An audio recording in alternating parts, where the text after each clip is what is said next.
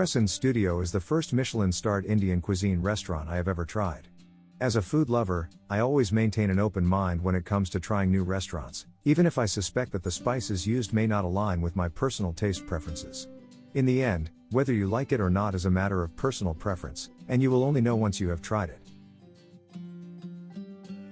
Let's begin with the environment. Upon entering, I felt like I was stepping into a theater. The open kitchen serves as the stage where you can witness the full preparation of each dish. With only 20 seats available, Tresind Studio ensures a highly personalized dining experience. The chefs showcase the diverse culinary identity of Indian cuisine through 4 major regions: Thar Desert, Deccan Plateau, Coastal Plains and Islands, and Northern Plains and Himalayan Mountains. Each region features 3 courses that highlight unique spices and cooking techniques. With the inclusion of starters and desserts, the tasting menu comprises a total of 18 dishes. The first region is the Thar Desert, located in the northwestern part of India. Due to the harsh weather conditions, the cooking style in this region revolves around the scarcity of water and fresh green vegetables. Instead, milk and butter are commonly used as substitutes in cooking. You'll notice that the flavors tend to lean towards robust spices, accompanied by chutneys and pickles. The second region is the Deccan Plateau, which refers to the southern part of India where alluvial rivers provide ample water for crops. Aromatic spices such as red chilies and coconut play a prominent role in the 3 dishes from this region.